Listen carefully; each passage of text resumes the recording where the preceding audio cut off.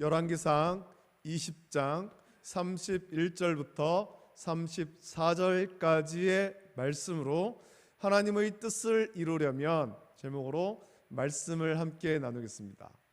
여러분 뉴스 잘 보십니까? 뉴스를 보면 요즘에는 그런 뉴스가 최근에 잘 못 봤습니다만 한 번씩 보면 그 뉴스 가운데 권력 남용으로 부끄러움 당하는 사람들의 그런 뉴스가 나올 때가 있습니다.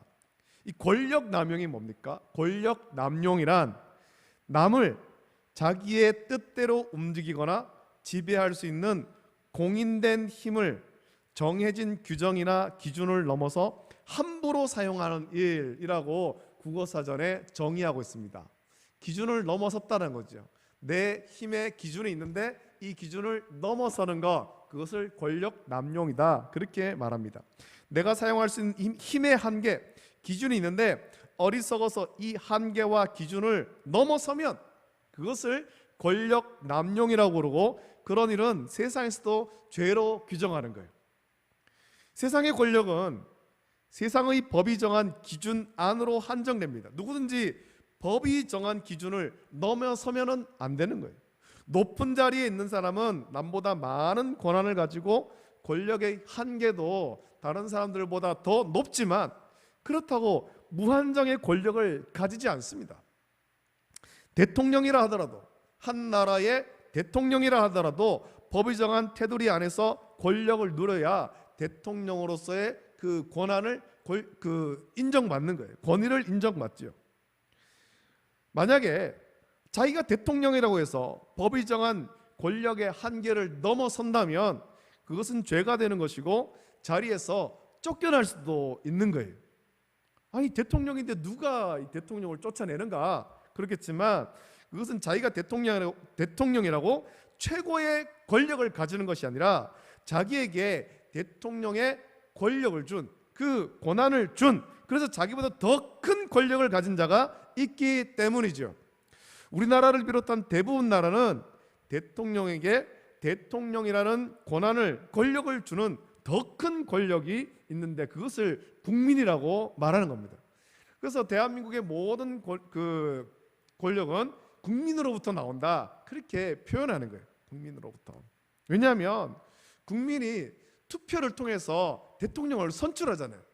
아니, 대통령이 저 사람은 대통령감이 아니야, 저 사람은 좀 대통령이 되면 안 될 사람이야, 그렇게 마음을 품는다면 아무리 그 사람이 뛰어나고 아무리 학식이 많고 아무리 많은 일을 했다 하더라도 대통령이 될 수가 없는 거예요. 그래서 대통령이 되었다고 권력을 휘두르고 국민의 뜻을 거스르면 국민이 일어나서 대통령을 최고 권력의 자리에서 끌어낼 수 있습니다. 우리나라도 이미 대통령을 탄핵한 그런 경험이 있지 않습니까? 우리나라의 이 짧은 민주주의 역사 가운데 벌써 대통령을 탄핵한 그런 역사를 가지고 있어요. 권력을 가진 자가 권력 남용의 죄를 짓지 않으려면 그럼 어떻게 해야 되겠습니까? 어떻게? 자기에게 권력을 준 더 큰 존재가 있다라는 것을 항상 기억하고 그 존재가 원하는 것이 무엇인지를 생각해야 됩니다. 그리고 그 존재가 원하는 뜻대로 권력을 사용한다면, 내가 받은 바 이 권한을 사용한다면 권력 남용의 죄를 짓지 않고 자기가 받은 이 권력을 계속해서 이어갈 수가 있습니다. 여러분, 이것을 성경적으로 본다면 하나님은 저와 여러분에게 자녀의 특권을 주었습니다. 저와 여러분에게 하나님 자녀의 특권을 준 거죠. 다른 사람들은 가지지 못한, 예수님 믿지 않은 사람들은 받지 못한 특권이 저와 여러분들에게 있다는 겁니다.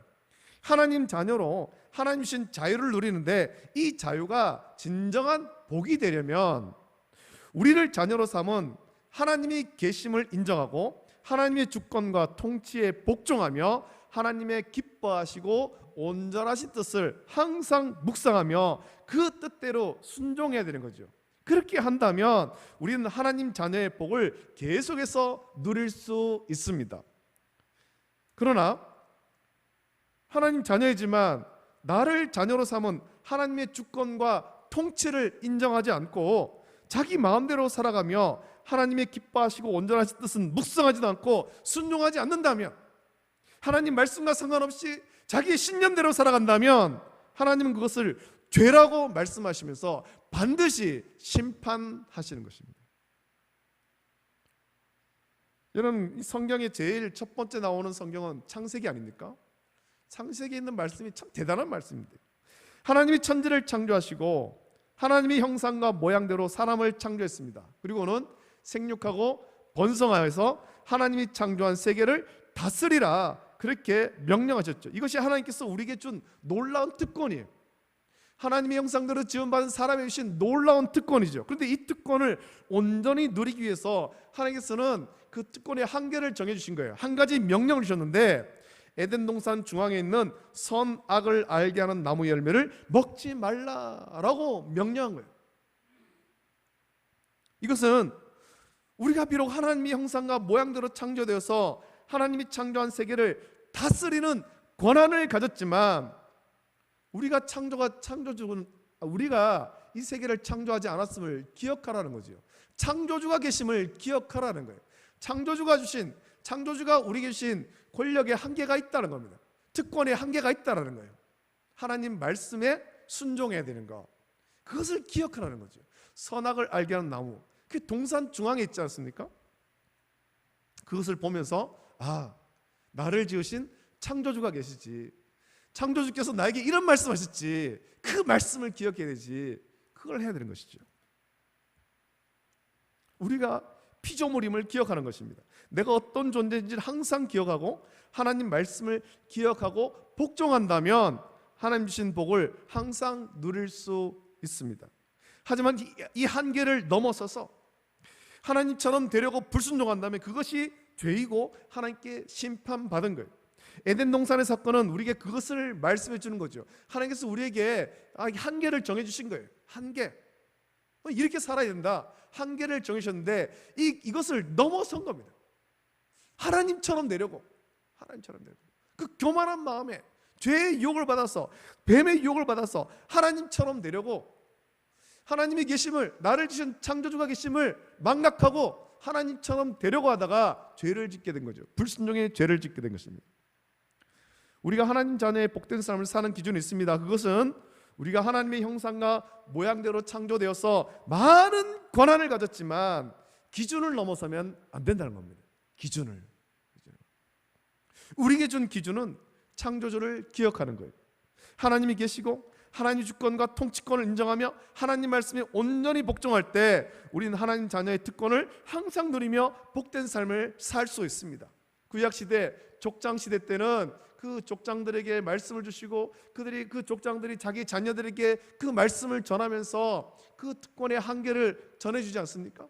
그러나 이후에 가서 모세에 가서 율법이 기록되고 우리에게 주신 이 성경 말씀을 통해서 우리는 우리 특권의 한계가 어디까지인지를 기억하는 것입니다.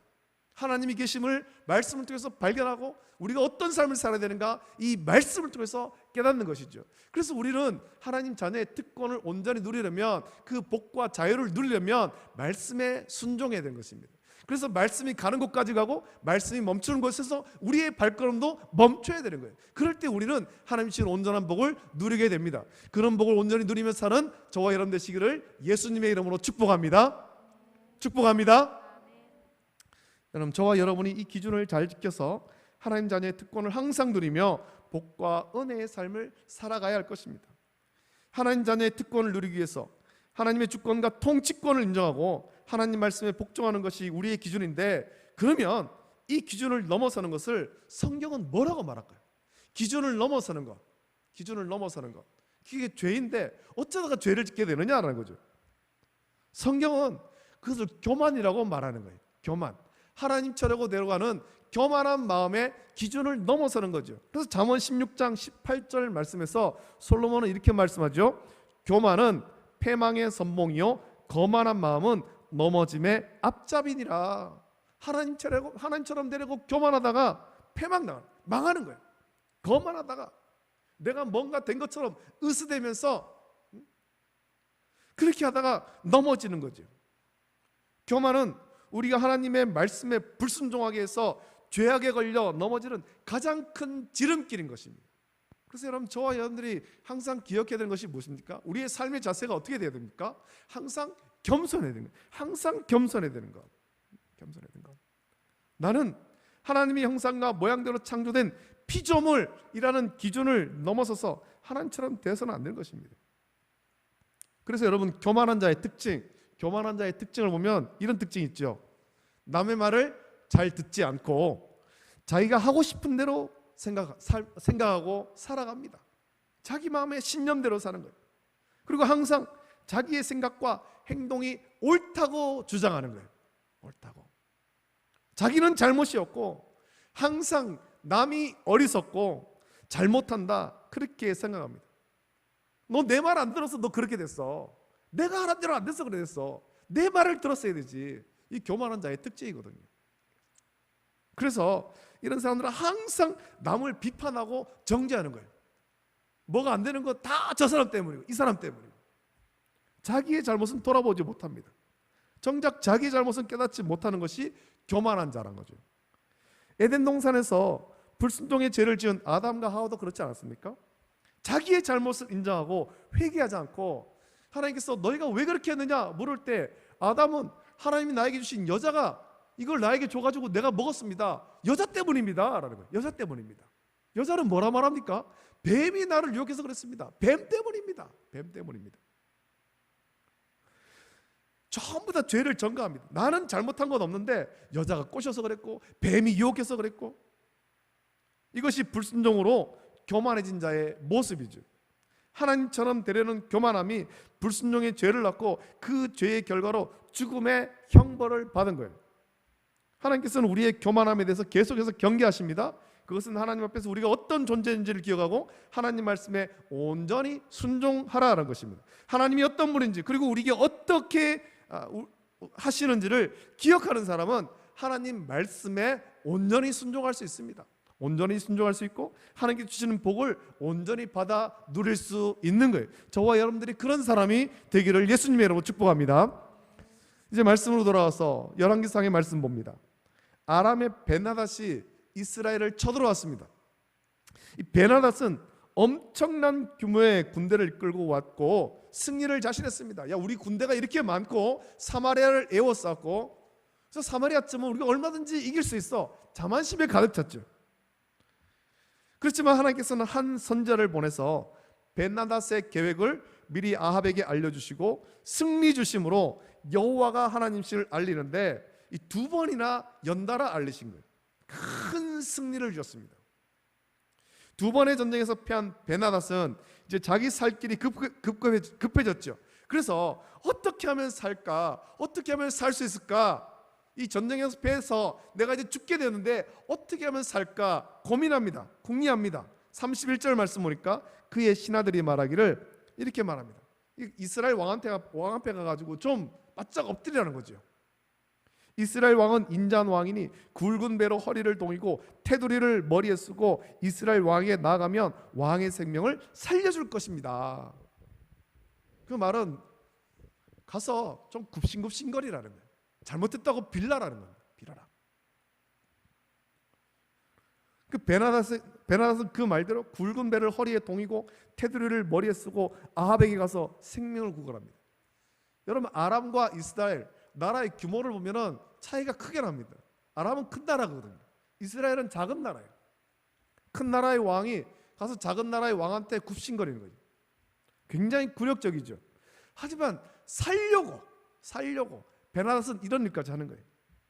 베나닷이 이렇게 자기의 생명을 구걸하자 아합은 베나닷을 이렇게 대우합니다.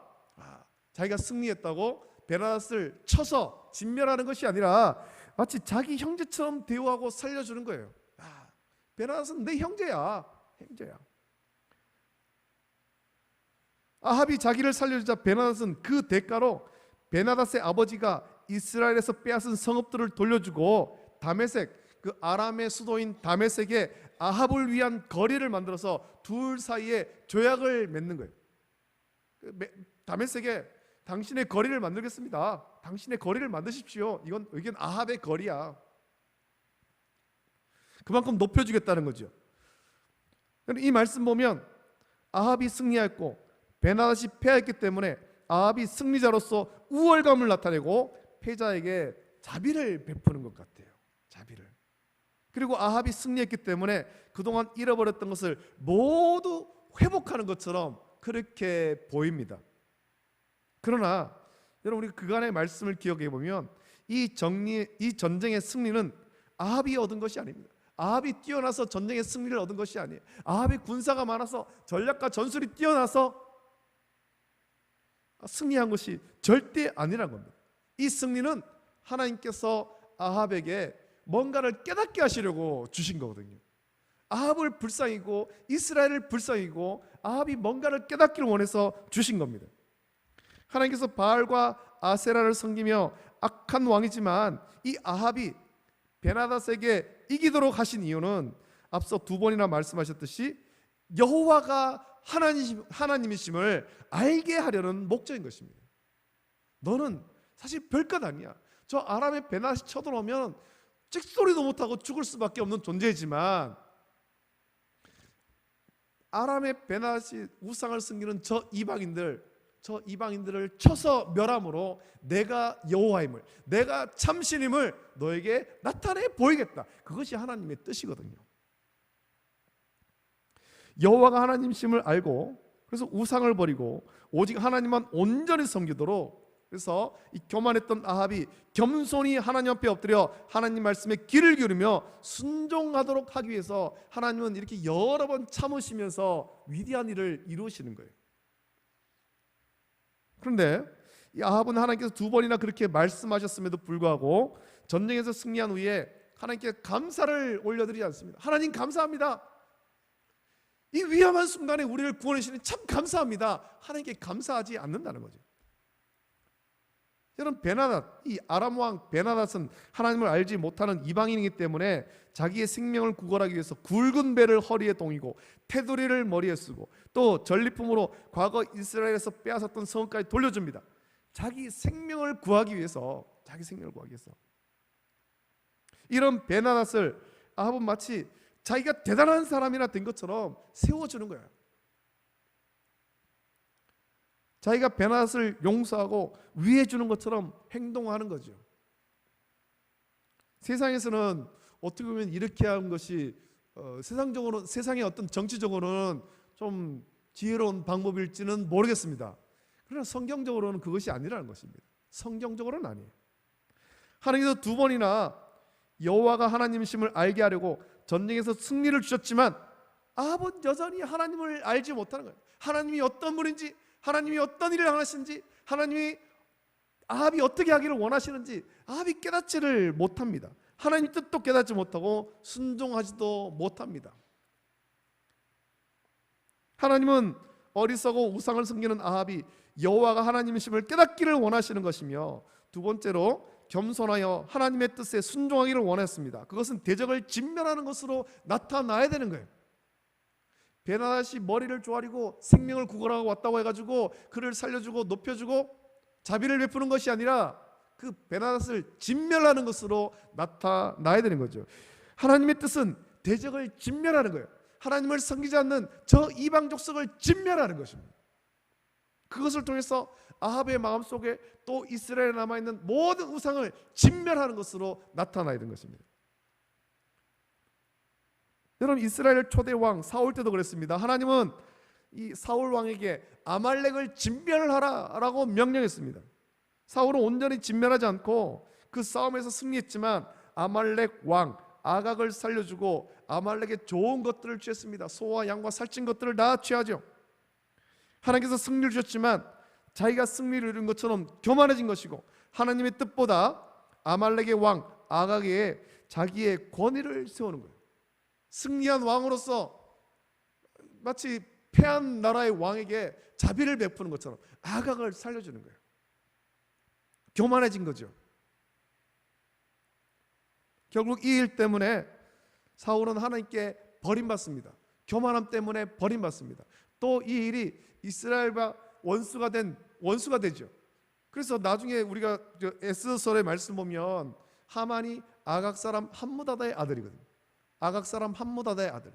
하만이 괜히 이스라엘 백성들을, 유다 족속을 다 진멸하려고 한 것이 아닙니다. 이때부터 이어온 거예요. 원수의 집안, 원수의 나라.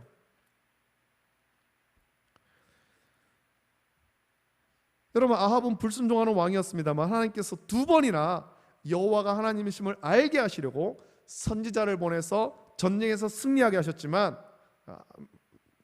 승리하게 하셨다면 이 아합은 이제라도 하나님의 뜻을 깨닫고 겸손히 순종해야만 했습니다.